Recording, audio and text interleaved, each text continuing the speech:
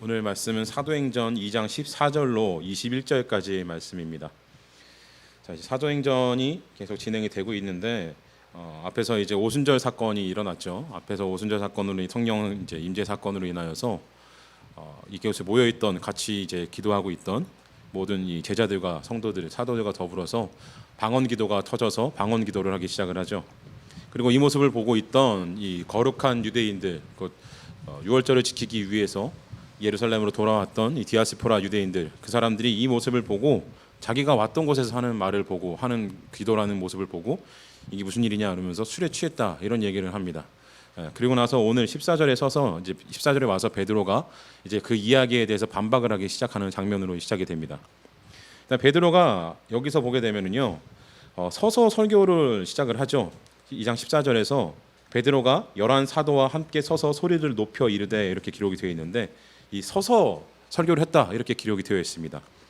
근데 왜 이 서서라는 게 중요하냐면은요, 베드로가 앞에서 한번 또 선 적이 있었습니다. 그때 서가지고 얘기를 했었죠. 이제 우리 이 중에 이 사도의 자리를 채워야 될 것이다 이런 얘기를 한번 한 적이 있었습니다. 그래서 베드로가 이 유다에 대해서 분명하게 배도자인 것을 확언을 하고, 그리고 나서 이제 사도의 빈자리를 채워야 한다 이 얘기를 했었죠.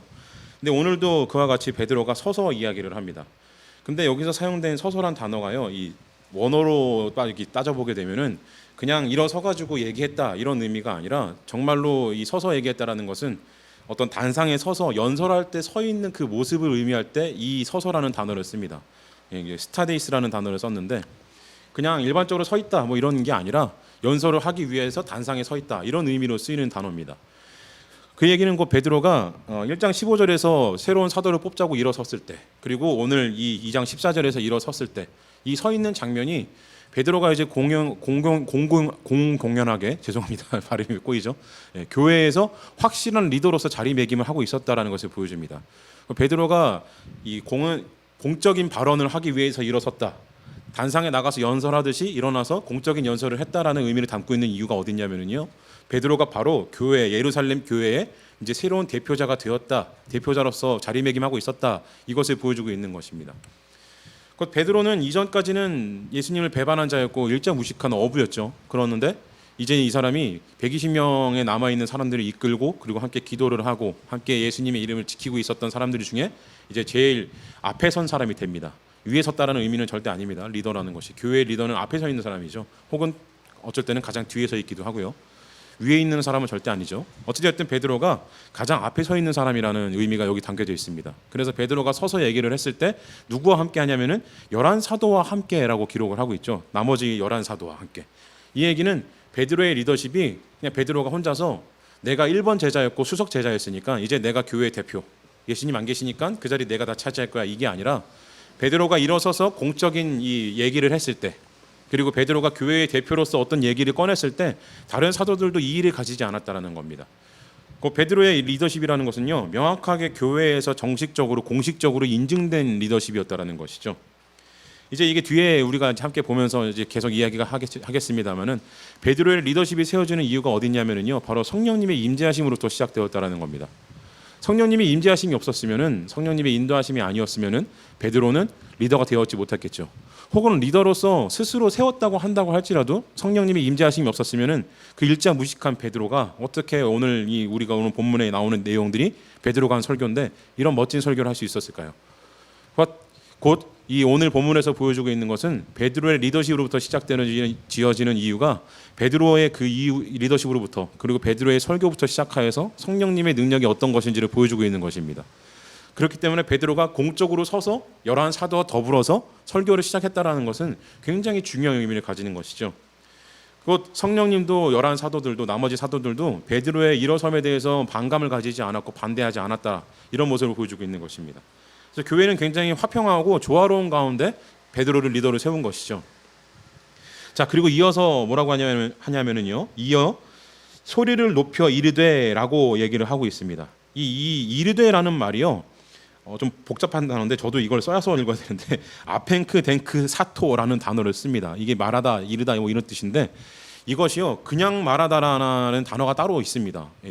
헬라어에는 말하다는 단어가 랄레오라는 단어가 있어요. 그냥 말하다 이런 단어가 있습니다. 근데 이 단어를 쓸 때는요, 아펜크 사토라는 단어를 쓸 때는 이 단어의 뜻은 그냥 말하다라는 게 아니라 어떤 신적인 영감으로 말하다, 하나님의 능력으로 말하다 할 때, 인간의 범주를 벗어난 이 얘기를 할 때 바로 이 단어를 씁니다. 그래서 보다 더 명확하게, 보다 더 믿을 수 있는 말을 할 때, 사람의 이 범주를 벗어난 확신이 들 때, 그때를 이 단어를 사용하는 것이죠. 그래서 원래는 좀 더 이 의미를 부각시키기 위해서 번역을 하면은 베드로가 서서 소리를 높여 이르되가 아니라 성령과 더불어 소리를 높여 이르되라고 썼으면 더 좋지 않았을까라고 싶기도 한데, 근데 어쨌든 그런 성령에 대한 얘기가 없기 때문에 번역할 때는 그냥 소리를 높여 이르되라고만 기록을 했습니다. 어찌됐든 이 누가가 여기서 베드로가 어떤 말을 했는지에 대해서 얘기하고 싶은 건 무엇이냐면요, 사도들과 더불어서, 제자들과 더불어서, 그리고 성령님과 더불어서 베드로가 일어서서 얘기를 했는데, 그것이 그냥 우연도 아니었고 그냥 자기 멋대로 한 것도 아니었고 분명하게 하나님의 인도하심이 있는 일이었다라는 것을 보여주고 있습니다. 그 앞에서 거룩한 유대인들이 술에 취했다고 조롱하는 모습하고 극명하게 대비되는 것이죠. 그들은 그냥 일어나는 이 현상에 대해서만 자기 멋대로 판단을 해가지고 술에 취했구나라고 손가락질하고 비난을 했는데, 베드로는 일어나서 즉석으로 설교를 하고 얘기를 했는데, 그 일어남이 베드로 멋대로 혼자 한 것이 아니라 성령님의 인도하심으로 인하여서 분명한 계획 가운데 일어난 일이었다는 것을 보여주는 것입니다. 곧 술에 취했다고 한 사람들과 성령에 취한 사람들의 극명한 차이를 보여주고 있는 것이죠. 죄송합니다. 자, 이러므로 인해서 이게 어떤 일이냐면요, 마태복음 10장 27절에서 예수님께서 이런 말씀을 하셨어요. 내가 너희에게 어두운 데서 이르는 것을 광명한 데서 말하며 너희가 귓속말로 듣는 것을 집 위에서 전파하라. 이게 뭐냐면요, 예수님께서 제자들에게 비밀스럽게 알려준 것들, 예수님이 제자들에게만 알려주신 것들이 있었어요. 다른 사람들에게 알려주지 않은 것들이 있었습니다. 근데 그게 어느 날은 너희네들이 나가서 어두운 데서 너희에게 어두운 데서 이른 것을 밝은 데 가서 말하게 될 것이다. 이 얘기는 예수님은 지금 숨어서 비밀스럽게 제자들에게 알려주지만 언젠가는 너희가 나에게 배운 것을 빛 가운데 있는 모든 사람들에게 다 드러내 보여서 알려주게 될 것이다. 이 얘기를 하고 계신 거였는데, 그게 바로 여기서 이루어집니다. 이 성령의 임재로 인하여서 방언을 하게 됨으로 인하여서 하나님께서 주신 은혜가 모든 사람에게 퍼져 나가듯이 베드로의 설교가 오늘 여기서 일어나서 얘기를 하기 시작하는 분으로 인하여서 예수님으로부터 받은 그 가르침과 성령님의 인도하심으로 쌓아진 지혜가 모든 사람들에게 드러내 보여주기 시작을 하는 것이죠. 마태복음 10장 27절의 말씀이 바로 여기서 이루어지기 시작을 하고 있다는 것입니다. 베드로는 대단한 일을 한 거예요. 그래서 서서 일어나서 소리 높여 외쳐 이뤘다는 것은 굉장한 일입니다. 그냥 표현하는 게 아니라 베드로의 행동을 묘사하기 위해서 쓴 것이 아니라 베드로가 어떻게 그렇게 할 수 있었는지, 그 배경인 누가 계시고 어떻게 이런 일이 어디서부터 시작되었는지를 명확하게 쓰고 있는 것이죠. 자, 이 일로 인하여서 이제는 어두운 데서 가르쳤던 그 모든 것들, 예수님께 배웠던 그 어두운 데서 비밀스럽게 배웠던 모든 것들이 이제는 드러나서 유대인들에게 나아가기 시작을 합니다. 그런데 이 유대인에게 나가는 것이요, 그냥 나아가는 것이 아니라 모든 사람에게 나아가기 시작을 합니다. 이제 뒤에 우리가 함께 보겠습니다만은, 뒤에 이어지는 구절과 함께 보겠습니다만은, 모든 사람에게 말씀이 전파되기 시작을 하고 있죠. 이 얘기는 뭐냐면은요, 예수님께서 말씀하셨듯이 어두운 곳, 그 비밀스럽게 했던 곳, 유대인들 안에서 그 중에서도 제자들에게만 허락된 그 말씀이 유대인만이 아니라 이제는 모든 사람들에게 차별 없이 번져나가기 시작한다는 것을 보여주고 있는 것인데, 그것이 바로 베드로의 이 일어섬으로부터 시작되었다는 겁니다. 그리고 베드로의 일어섬에 있어서 반감을 가지지 않고 조화롭게 함께했던 교회의 모든 구성원들과 함께 더불어서 이 일이 일어났다는 것이죠. 베드로 혼자 이룩한 일도 아니고, 베드로 멋대로 이루는 일도 아니고, 사도들만이 이루는 일도 아니고, 모든 교회가 합력하여서 하나가 되었을 때 이 일이 일어난 겁니다. 그리고 베드로가 이 일이 일어났을 때 취했다고 비난하는 사람들에게, 판단하는 사람들에게 같이 싸우자고 멱살 잡고 옛날처럼 예수님 끌려가실 때 칼 뽑아가지고 귀자른 그 베드로의 모습이 아니라, 그대로 나가가지고 싸우자고 멱살 잡았던 것이 아니라 일어나서 형제들아 내 말을 들어봐라 라고 얘기를 하고 지혜롭게 설교를 하죠. 이 일이 어떻게 일어났냐? 그 모든 것이 성령님의 인도하심으로 교회가 하나됨으로 인하여서 합력한 가운데 그 힘이 드러났다는 것입니다. 그 로마서에서 말씀하신 그 합력하여 선을 이룬다는 것이 바로 여기서 드러나는 것이죠. 그래서 로마서에서 말씀이 이루어지고 나서 베드로의 이 선포로 인하여서 이제는 비로소 진정한 믿음이 모든 사람들에게 선포되어지기 시작을 하는 겁니다. 굉장히 좋은 그리고 중요한 일을 베드로가 이뤄내신 거예요. 교회 반석이 될 만한 그 제목이 분명히 맞습니다. 베드로께서는 굉장히 중요한 일을 하신 것이죠. 로마서 10장 17절에서 이렇게 말씀하고 계세요. 그러므로 믿음은 들음에서 나며 들음은 그리스도의 말씀으로 말미암았느니라 라는 말씀을 하고 있는데, 믿음은 들음에서 시작된다는 것이죠. 근데 그 들음이 무엇으로부터 시작되는 거냐면은, 그 말씀이 무엇이냐면은 바로 그리스도의 음성이라는 것입니다. 근데 그 그리스도의 음성이라는 것이요, 제자들은 들었어요. 사도들은 들었습니다. 그런데 이 자리에 와서 지금 술에 취했다고 하는 유대인들은 듣지 못했잖아요. 근데 베드로가 오늘 뭐라 그러냐면은요, 14절 중간에 보시면은 예루살렘에 사는 모든 사람들아, 이 일을 너희로 알게 할 것이니, 이 말을 하고 있어요. 그리고 내 말에 귀를 기울여라, 이렇게 표현을 하고 있습니다. 믿음은 들음에서 난다는 것이, 물론 이제 여러 가지 주의적 표현이에요. 이 믿음은 들음에서 난다는 것이, 로마서를 썼을 당시에 그 바울 사도의 시절에는 이 책이 귀했기 때문에 아무나 책을 가질 수가 없었습니다. 그래서 성경을 배운다라는 것, 성경을 읽는다라는 것은 극히 선택된 몇 명 랍비나 제사장들에게만 허락된 일이었고, 대부분의 사람들은 그냥 성경을 암송해서 외웠어요. 자식들에게 가르칠 때도 암송한 걸 읊어줌으로 인하여서 성경을 듣게 했습니다. 그래서 들음에서 믿음이 난다는 거는요, 말씀을 공부한다는 뜻도 돼요. 근데 1차적으로는 어쨌든 들음에서 난다는 것은 말씀을 진짜 듣는다는 의미를 가지고 있습니다. 하나님의 음성을 듣듯이. 근데 여기서의 알게 할 것이라는 단어는 이와 일맥상통하는 의미를 가지고 있어요. 예수님의 음성을 들어서 예수님을 알게 해준다는 의미를 가지고 있습니다. 근데 예수님이 함께하지 않는데 어떻게 예수님을 알게 해줄 수 있는 것인가, 예수님을 어떻게 보여줄 것인가, 이 문제가 나오잖아요. 근데 베드로는 당당하게 얘기를 합니다. 귀를 기울여봐라, 내가 너희에게 알려줄게, 예수님을 알려줄게, 예수님의 음성을 들려줄게, 이 말을 하고 있는 거예요. 이것이 어떻게 가능하냐면요, 성령님께서 방언을 주심으로 각자 나라의 말로 말씀하게 하셨듯이 이 사람들에게 성령님을 인하여서 예수 그리스도의 음성을 베드로를 통해서 듣게 하실 수 있다라는 자신감이 있었던 겁니다. 그 베드로는요, 예수님의 그리고 성령님의 뜻을 알고 있었어요. 그가 일어섰을 때는 그냥 일어선 것이 아니라 성령님의 충만하심으로 인하여서 내가 일어나서 무엇을 해야 될지를 명확하게 알고 있었던 겁니다. 그래서 베드로가 일어나서 이 얘기를 한 것이죠. 그리고 2장 15절에서 이렇게 얘기를 하죠. 때가 제3신이 너희 생각과 같이 이 사람들이 취한 것이 아니라. 자, 이 당시에 제3시라는 것은요, 이 유대인들에게 제3시는 현대의 9시입니다. 오전 9시. 6시간을 더하면 돼요. 제3시면 오전 9시입니다. 그러니까 오전 9시면 아직 뭐 너무 이른 시간이잖아요. 술 먹긴 이른 시간이에요. 그리고 이때가 아직 오전 이 3시라 그래요. 예루살렘에서 그 성전에서 기도를 하고 내려온 사람들이 만났으니까 제3시가 좀 넘었을 겁니다. 왜냐하면요, 이 예루살렘에서 제사를 드리고 나서 제3시에 첫 번째 제사를 드려요. 기도를 드립니다. 제3시에 기도를 하고 나서 이 사람들이 내려와서 그때 조반을 먹어요. 아침을 먹습니다. 그게 한 제4시쯤 돼요. 제3시와 제4시 사이에 먹는데 거의 제4시 넘어갈 때쯤 아침을 먹는다고 합니다. 그러니까 오전 10시쯤 아침을 먹는 거죠, 이스라엘 사람들은. 근데 그 아침 먹기 전이라는 거예요. 아직 제4시가 아직 안 된 제3시라 이렇게 얘기를 하고 있습니다. 이 얘기는 뭐냐면요, 아침밥도 아직 안 먹은 때인데 누가 술을 먹겠냐, 혹은 밥을 먹으면서 반주를 먹을 수도 있는데 그것조차도 아직 할 시간이 안 됐는데 누가 이 시간에 술을 먹고 있겠냐, 이 얘기를 하고 있는 거예요, 베드로가. 자, 이 얘기는요, 이 얘기를 꼭 굳이 해야 되나?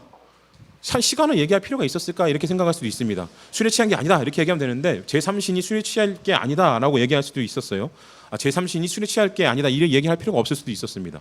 그냥 술에 취한 게 아니야, 이렇게 얘기해도 충분하잖아요.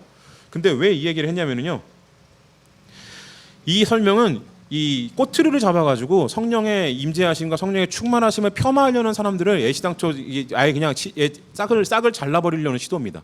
어떤 꼬투리도 못 잡게 하려는 거예요. 성령의 충만함이다 이렇게 하는데, 아니야, 너네는 술에 취한 게 맞아. 그런데 베드로가 거기다 아예 그냥 그 얘기가 시작되기도 전부터 아침 9시부터 술 마시는 사람이 누구냐, 이 얘기를 하고 있는 거예요. 네.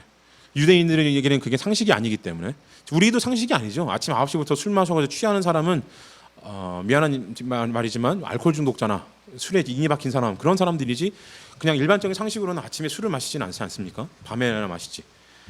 베드로가 이 시간 얘기를 한 이유는 이 성령의 충만함으로 일어난 이적에 대해서 꼬투리를 작은 것 하나 잡지 못하게 하려는 의도가 숨겨져 있었습니다. 자, 이게 왜 이런 일이 일어나냐면요, 예수님께서 이 마태복음 12장 27절로 37절에서 바알세불 권세에 대한 얘기를 한번 하신 적이 있어요. 바알세불의 권세가 바알세불의 권세를 덧입어가지고 뭐 이 역사를 일으킨다, 막 이런 얘기하니까 예수님이 성령을 회방하는 자는 용서받지 못한다, 이런 말씀을 하시죠. 자, 그와 같이 이 유대 예루살렘에 제사를 드리기 위해서 참여한 모든 경건한 유대인들, 디아스포라 유대인들이 이와 같이 성령님의 역사하심에 대해서 술에 취했다라는 얘기를 통해 가지고 작은 꼬투리 하나 잡으면은요, 그게 어떤 일이 되냐면은 성령을 회방하는 죄가 될 수 있습니다. 그래서 베드로가 시간을 얘기를 한 이유는 작은 꼬투리 하나 잡지 못하게 하려고 했던 이유는 야 너네 꼼짝 마, 내가 너네 반박도 못하게 만들어 보겠어, 이런 의미가 아니라 오히려 반대로 이 사람들이 성령 회방하는 죄를 짓지 못하게 하려고 하나하나 세밀하게 조목조목 다 얘기를 해준 거예요. 시간이 이렇게 이른데 누가 술에 취해 있니? 아니야, 성령님이 임재하신 거야. 이 얘기를 부드럽게 한 거예요. 싸우자고 하는 얘기가 아니라. 만약에 이 얘기를 안 했다고 한다면은요, 계속해서 꼬투리 잡았을 수도 있겠죠. 예, 그래서 아니야, 전에 술에 취한 게 맞아. 아침부터 술 마시는 사람 뭐 너네 그 정도로 제정신이 아닌 것 같아, 이렇게 얘기했겠죠. 근데 베드로가 그렇지 않고 우리는 정상적인 사람이고 유대 교회 율법 안에 있는 사람이고 아침에 기도하기 전에 누가 술을 마시겠냐, 이 얘기를 하고 있는 거예요. 이러므로 인해서 성령님의 임재하심에 대해서 밑바탕을 깔아놓는 겁니다. 인간이 술에 취해서 하는 행동이 아니라 하나님께서 우리에게 역사하신 그 증거다, 이 얘기를 하고 있는 겁니다. 이를 통하여서 경건한 유대인들은 성령을 회방하는 죄에서 피해가게 되는 겁니다. 베드로의 이 배려심으로 인하여서 성령 회방 죄에서 벗어나게 되는 것이죠. 베드로는 굉장히 지혜롭게 얘기를 한 거예요. 이 대목이 굉장히 필요한 얘기였습니다. 자, 그리고 이어서 2장 16절에서 말씀하시기로는 이는 곧 선지자 요엘을 통하여 말씀하신 것이니 일러스되라고 말씀을 하고 있습니다.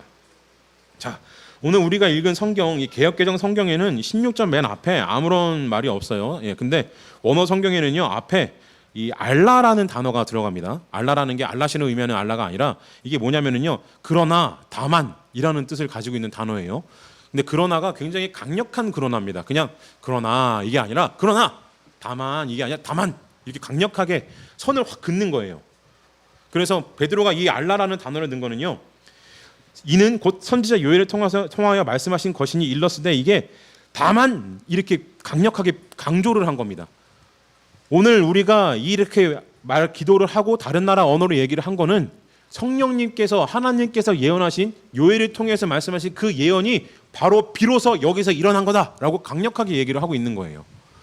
그래서 베드로가 여기서 얘기하는 것은요, 또한 경고도 담고 있습니다. 이 술에 취했구나라고 얘기하는 사람들에게 술에 취한 게 아니야, 지금 술 마실 시간 아니잖아, 그러나 성령님이 임재하신 거야, 너네 잘못 알고 있는 거야, 실수하는 거야, 이 얘기하고 있는 거예요. 분명하게 부드럽게 얘기도 하지만 경고도 동시에 주고 있는 것이죠. 그래서 듣는 사람들로 하여금 주의를 환기시키는 거예요. 그냥 부드럽게 넘어가다 깜짝 놀래가지고 듣는 것이죠. 이러고 깜짝 놀라는 장면인 것입니다.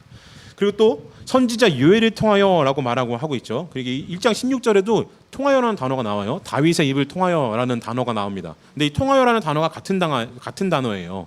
이것이 진짜로 무엇을 통하여, 어떤 것을 의탁하여, 이런 의미를 가지고 있습니다. 근데 이 통하여라는 같은 단어를 쓴 이유가 다윗의 입을 통하여 하나님께서 말씀하시고 보여주신 그 역사가 오늘날 우리들을 통하여서, 요엘을 통하여서 말씀하신 그 말씀이 오늘날 우리들에게 일어났다, 이 말씀을 하고 있는 거예요. 곧 거룩한 왕인 다윗을 하나님께서 쓰셨듯이 요엘을 쓰셨고, 그 요엘을 쓰셨듯이 오늘날 우리들에게 이 기적을 보여주신 것이다. 우리가 말하는 이 모든 방언은 우리가 술에 취해서 사람의 감정으로 사람의 헛소리하고 있는 게 아니라 분명하게 하나님의 인도하심이 우리를 통하여서 보여주고 계신 것이다, 이 얘기를 하고 있는 겁니다. 성령님의 임재하심을 분명하게 확증하고 있는 장면인 것이죠. 그리고 이어지는 17절에서 유명한 말씀이 나와요. 하나님의 말씀하시기를 말세에 내가 내 영을 모든 육체에 부어주리니 너희의 자녀들은 예언할 것이요 너희의 젊은이들은 환상을 보고 너희의 늙은이들이 꿈을 꾸리라. 요엘 2장 28절 말씀을 인용한 겁니다. 요엘 28장 제가 읽어드리면요, 그 후에 내가 내 영을 만민에게 부어주리니 너희 자녀들이 장래일을 말할 것이며 너희 늙은이는 꿈을 꾸며 너희 젊은이는 이상을 볼 것이며 라고 말씀을 하고 있습니다. 자, 이게요, 요엘에서 말씀하고 비슷한데 조금 차이가 있습니다. 약간씩 차이가 있어요.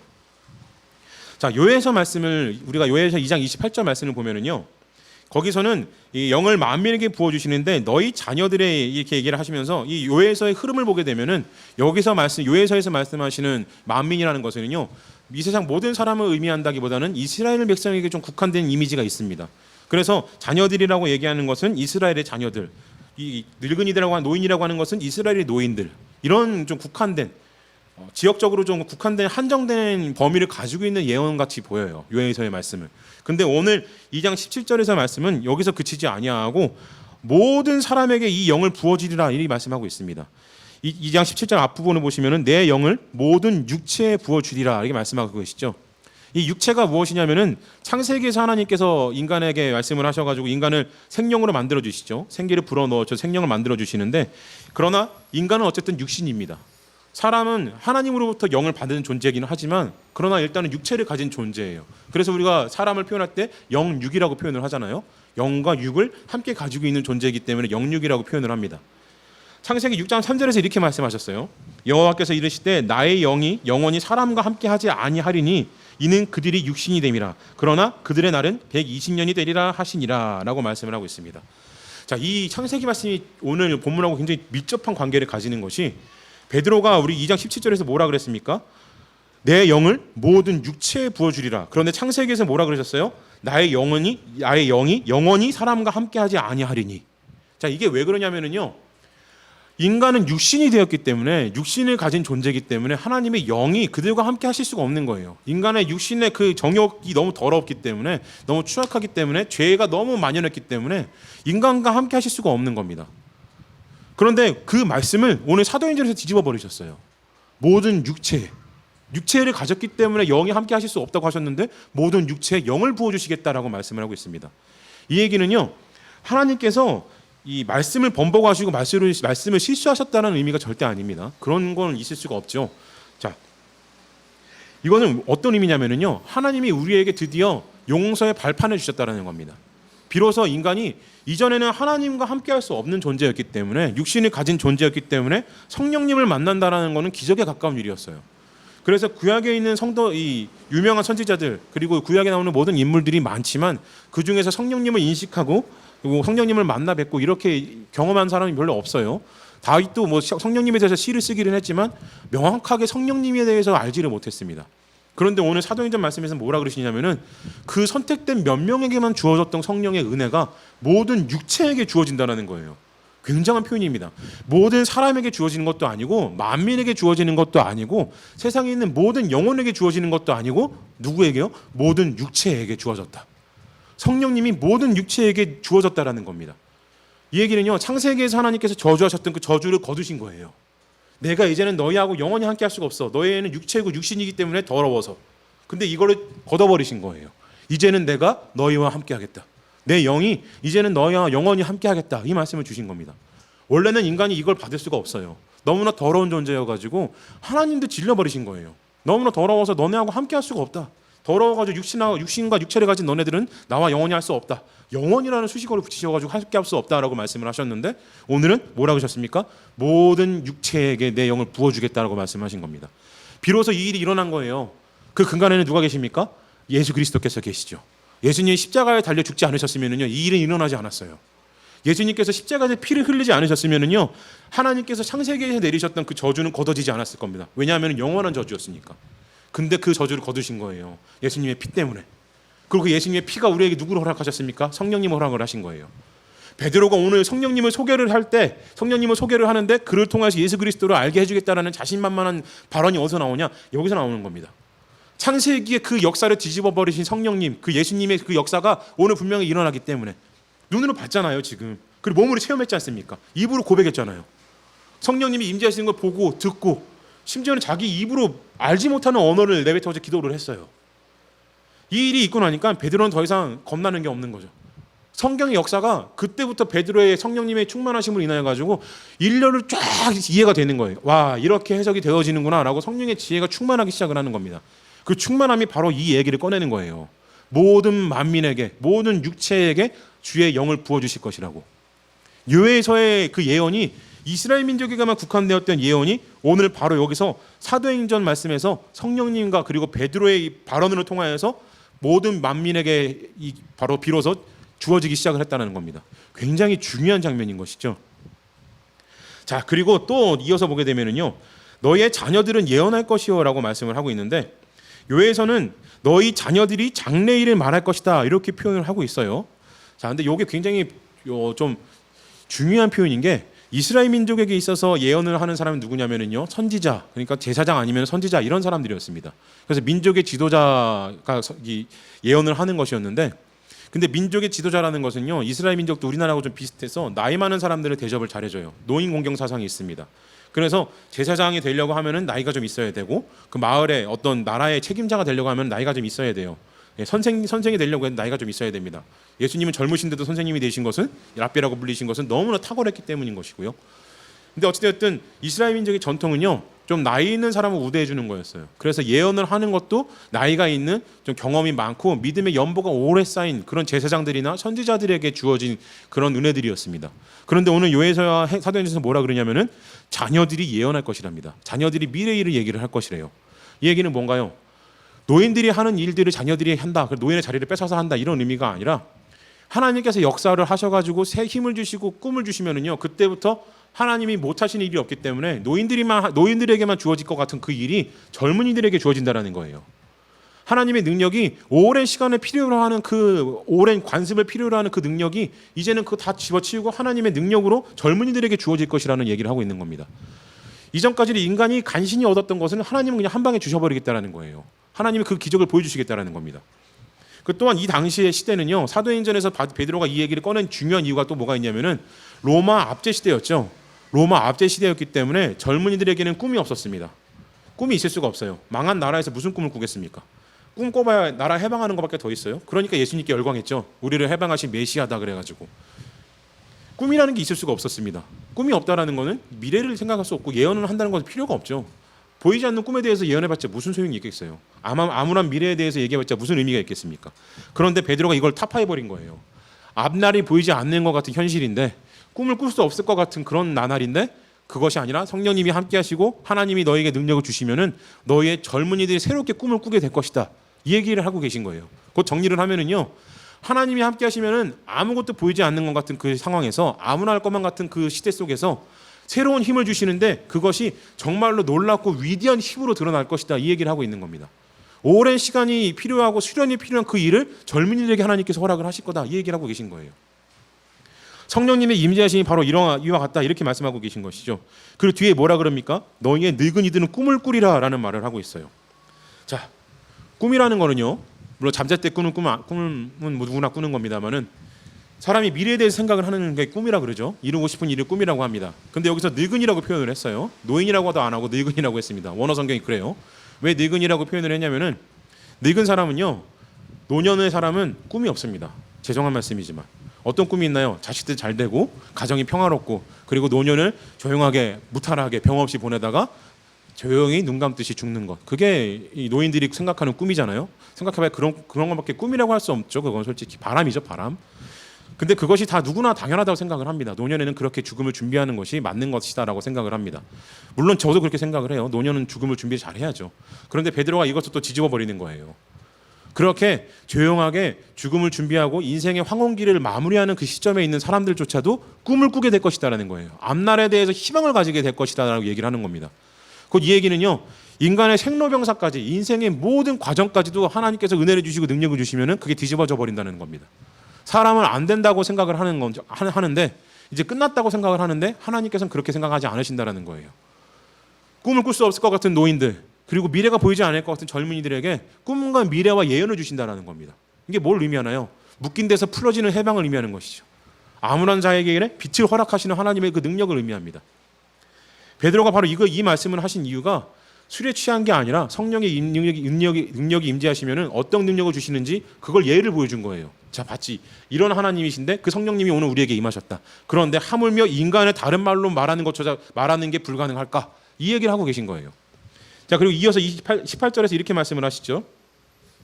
그때 내가 내 영을 내 남종과 여종들에게 부어주리니 그들이 예언할 것이요 라고 말씀하고 있습니다. 자, 제가 앞에서 잠깐 살짝 말씀드렸는데, 성령의 임재하심이 모든 사람에게 평등하게 임재할 것이라고 제가 아까 말씀을 드렸죠. 그게 바로 여기 드러납니다. 남종과 여종들에게. 그때 이 당시에는 신분제가 분명히 존재하는 세상이었어요. 그래서 노예와 주인, 하인과 주인이 한 자리에 동석하는 건 있을 수 없는 일입니다. 영화나 드라마 같은 데 보면 로마 이 부자들이 서 있으면은 시녀들, 부하들은, 하인들은 뒤에 서 있잖아요. 두 손 공손히 모으고 뒤에 서 있습니다. 그게 하인과 주인의 차이예요. 그런데 오늘 베드로가 뭐라 그러셨냐면은, 인종이나 신분에 관계없이 성령님이 임재하시면 모든 사람에게 평등하게 임재하실 것이다, 이 말씀을 하고 있는 겁니다. 이것을 앞에 얘기하고 정리를 하면은요, 교회가 하나됨으로 인하여서 성령님의 능력을 드러내고 인간이 감지할 수 없고 인간이 기대할 수 없었던 모든 기적들이 인간의 인생까지도 하나님께서 거꾸로 올라가실 정도로 큰 은혜를 주실 때 분명히 그것이 임하기는 하는데, 근데 그것이 임하기 위해서는 우리가 뭘 해야 되냐면은 하나됨으로, 그리고 평등함으로 하나 교회가 되어야 된다라는 얘기를 하고 있는 겁니다. 만약에 교회 안에서요 분열이 있고 차별이 있다고 한다면은 그건 교회가 아닌 겁니다. 베드로가 오늘 이 술 취했다고 비난하는 사람들을 향하여서 너네들에게 내가 오늘 예수 그리스도를 보여주겠다, 예수 그리스도의 음성을 들려주겠다라고 자신만만하게 얘기할 수 있는 이유는 성령님의 충만하심이 있었습니다. 근데 그 성령님의 충만하심이 오늘 우리에게 뭐라 그러셨어요? 차별 없이 평등하게 모든 사람들에게, 모든 육체에게 동일하게 임재하시겠다, 부어주시겠다라고 말씀하고 계세요. 근데 교회 안에 차별이 있다, 교회 안에 어떤 다툼이 있고 갈라섬이 있다 그러면은요, 이 하나 되게 하시는 모든 사람에게 평만하게 평등하게 부어주시는 성령님을 부인하는 게 됩니다. 내가 아무리 믿는다고 해도 내 행동으로 부인하고 있는 걸 보여드리는 것밖에 되진 않아요. 내가 누구를 싫어하긴 하는데 그러나 나 하나님 사랑해. 말이 안 되는 거예요. 내가 누구를 같이 놀기는 싫고 같이 어울리기 싫어서 저 사람은 내가 왕따시키고 차별하는데 그러나 나는 하나님을 사랑해. 거짓말하는 겁니다. 아무리 그 사람이 충성되게 일을 한다고 할지라도 하나님은 그걸 충성되게 보지 않으세요.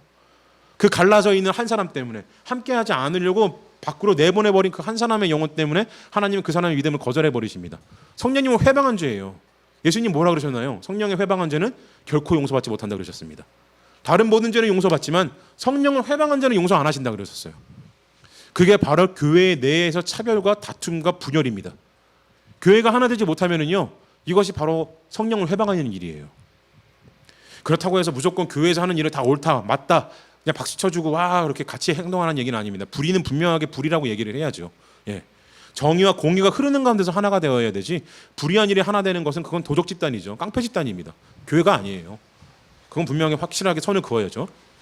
자, 어찌되었든 그 전제 안에, 성령님 안에서 우리가 바르게 살고 있다는 전제 안에 다른 사람과 차별을 둔다, 이 얘기는 있을 수가 없는 일입니다.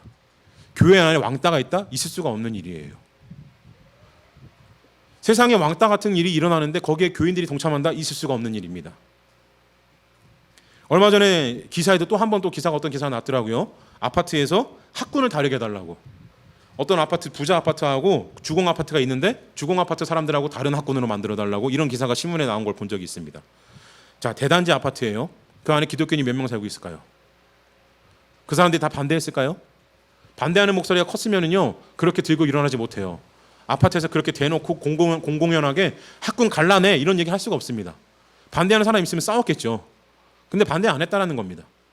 기독교인이 한두 명이 아닐 텐데, 교회 권사들이 한두 명이 아닐 텐데, 장로는 분명히 있을 텐데, 어쩌면 목사가 있을 수도 있겠죠. 그런데 기독교인들이 사는 그 아파트에서 다른 사람들하고 차별하는 겁니다. 그깟 돈 몇 푼 때문에. 오늘 베드로는요, 심지어는 종들하고도 평등하다고 얘기를 했어요. 신분제 사회에서. 그런데 돈 몇 푼 없는 것 때문에 사람을 차별한다고요? 정말로 성령을 회방하는 겁니다. 저는 솔직히 말씀드리면 그런 사람들에게 구원이 있을까 확신할 수가 없어요. 베드로가 오늘 말씀하시는 거는요, 그냥 야 이제 모든 사람들에게 성령이 주어졌다, 다 믿어라, 이런 의미가 아니라, 교회 안에 평등하지 못한 자, 교회 안에 차별을 두고 있는 자가 있다면은 여기서 지금 회개해라, 이 얘기하고 있는 거예요. 너네가 거룩한 유대인이어가지고 다른 말이 들렸다고 해가지고 다른 사람, 다른 나라에서 왔다고 해가지고 깔보고 얕보려고 하는 거냐? 그런 거 있을 수가 없는 일이야. 너네가 돈이 많아가지고 우리가 보이는 게 초라해 보이고 남루해 보이니까, 차별도 가지고 종처럼 보이니까 우리를 비난하려고 하는 거냐? 그건 있을 수가 없는 일이다, 이 얘기하고 있는 겁니다. 그런데 신분제 사회도 아닌 자유민주주의 국가인 대한민국에서 모든 사람이 평등하다는 헌법의 보장도 써있는 그 나라에서, 심지어는 일반 사람들도 평등하다고 얘기를 하는 그 세상에서 기독교인들이 돈 몇 푼 때문에 사람을 갈라내요. 이런 일이 어떻게 일어납니까? 그러면서 교회에서 공의를 얘기한다고요? 살면서 하나님을 믿는다고요? 그건 믿는 게 아닙니다. 그냥 하나님을 부적으로 만들어버리고 있는 거예요. 예수님을 우상으로 만들어서 그냥 섬기고 있는 겁니다. 믿는 게 아니에요. 사도행전에서 이 말씀은 굉장히 중요한 의미를 가지고 있습니다. 그래서 이어지는 말씀이 뭐라 그러냐면요, 또 내가 위로 하늘에서는 기사를, 아래로 땅에서는 징조를 베풀리니 곧 피와 불과 연기로다, 이 말씀을 하고 있고요. 그 이어서 뭐라 그러시냐면은 종말에 대해서 얘기를 하고 있죠. 주의 크고 영화로운 날이 이르기 전에 해가 변하여 어두워지고 달이 변하여 피가 되리라. 누구든지 주의 이름을 부르는 자는 구원을 받으리라 하였느니라 라고 말씀을 하고 있습니다. 이게 뭐냐면은요, 교회 안에 분열이 생기고 다툼이 일어날 때가 언제냐면요, 말세의 때라는 겁니다. 지금이 말세의 때라는 의미가 아니라 교회에서 다툼이 일어나고 분열이 일어나서 차별이 일어났다는 얘기는요, 교회가 끝날 때가 됐다는 얘기예요. 그 사람의 은혜가 끝날 때가 되었다는 얘기입니다. 그 사람이 속해 있는 공동체가 하나님의 그 권능의 은혜 안에서 끝날 때가, 끊어져 버릴 때가 되었다는 얘기예요. 한국 교회가 왜 밟힙니까? 요즘에 왜 이렇게 욕을 먹습니까? 바로 이겁니다. 차별하니까. 돈 있는 사람끼리 모이려고 하니까. 여러분 모이시면은 누군가를 만났을 때 제일 처음에 하는 말 뭡니까? 누군가 집을 샀을 때 제일 처음에 뭐 물어보세요? 그 집 얼마야부터 물어보시죠. 그 살려고 얼마나 고생했니? 수고했다. 안 물어봐요. 그 집 얼마야? 교회 다닌다고 얘기를 하면은요, 그 교회 교인 몇 명 나와? 자식이 있다고 얘기를 하면은 그 자식 몇 등 하니? 공부 잘해? 친구 생기면 물어보잖아요. 걔 공부 잘하니? 누구도 걔 믿음 좋니라는 얘기를 하지를 않아요. 교회 열심히 다니니? 예수님 고백했니? 이걸 물어보지는 않습니다. 우리의 시각은요, 하나님이 없어요. 우리의 마음속에는 예수님이 없습니다.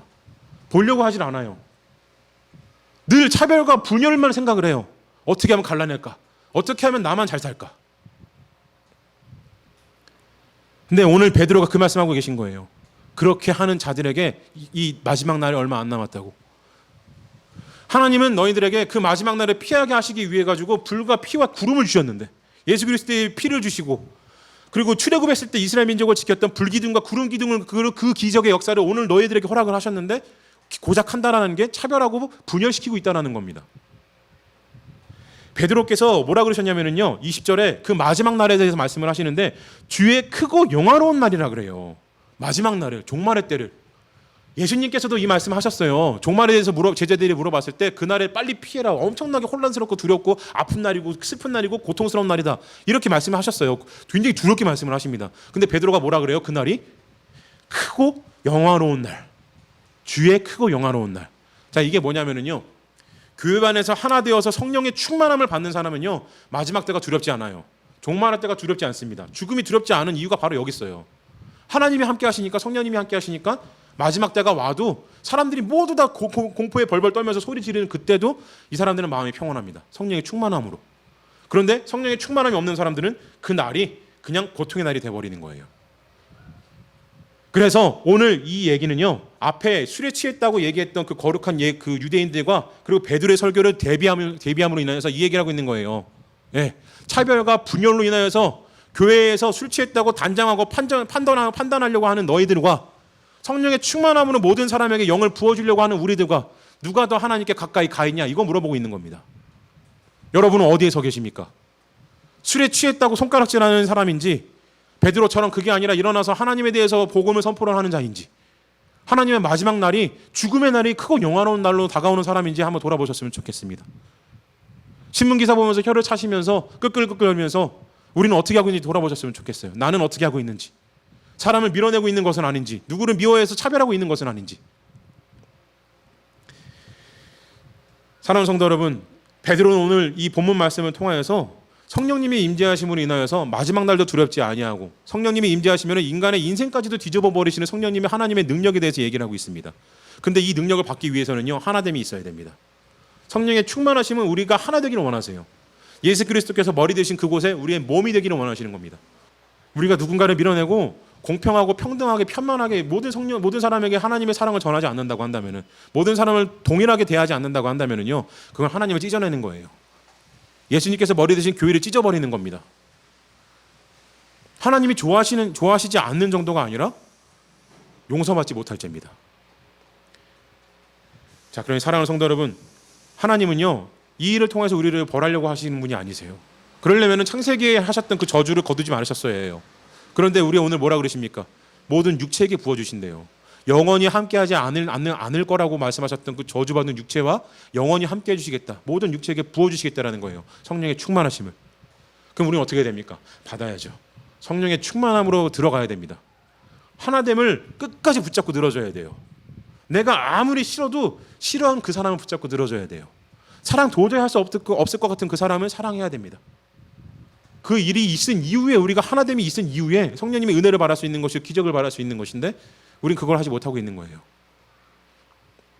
교회가 찢어지고 분열되고 사람들과 차별을 두고 적을 두고 척을 둬서 세상과 싸우려고 멱살 잡고 늘어지면은요, 그거는 성령을 해방하는 겁니다.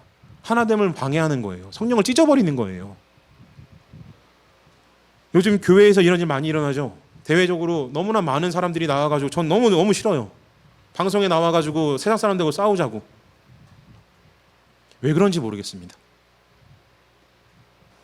사랑하는 성도 여러분, 우리의 이 현실은요, 어느 날 분명히 무너집니다. 우리의 이 세상은요, 어느 날 끝이 와요. 세상에 끝이 안 온다고 할지라도 우리의 인생은 어느 날 종말이 옵니다. 끝이 오잖아요. 죽음이 옵니다. 그때 하나님께서 우리를 보고 뭐라 그러실까요? 교회를 찢어버린 자라고 하나님께서 혼내실지, 하나됨을 위해서 정말 죽기까지 충성했다고 칭찬하실지, 여러분 지금 선택하셔야 됩니다. 죽기 전에 이루어지는 거 아니에요. 지금 선택하셔야 됩니다. 지금 하나 되기를 힘쓰셔야 돼요. 싸우자고 달려드는 게 아니라, 가스통 들고 나가는 게 아니라, 칼 들고 죽이려고 하는 게 아니라, 도끼 들고 단상을 찍어버리는 일을 하는 게 아니라, 회개하심으로, 기도하심으로 성령의 충만하심을 바라셔야 됩니다. 애끓는 마음으로 사랑하셔야 돼요. 원수까지도 사랑하라고 하셨는데, 우리 한국교회가 정말로 다시 한번 하나님 앞에서 크게 자성함으로 인하여서, 크게 회개함으로 인하여서 정말로 하나됨을 이뤄냈으면 좋겠습니다. 교회가 하나됨으로 인하여서 세상 사람들에게 정말 위안과 안식이 되는 곳이 되었으면 좋겠어요. 하나됨으로 인하여서 세상 사람들은 마음에 품어주는 곳이 되었으면 좋겠습니다. 다른 곳에 가서 받을 수 없는 위로를 교회에서 받았으면 좋겠어요. 교회를 향해서 손가락질하는 게 아니라 교회를 향해서 기대하는 곳이 되었으면 좋겠습니다. 그런 대한민국이 되길, 그런 한국교회가 되기를 진심으로, 그런 한국교회 여러분들이 되시길, 성도 여러분들이 되시기를 진심으로 축원드립니다. 아멘.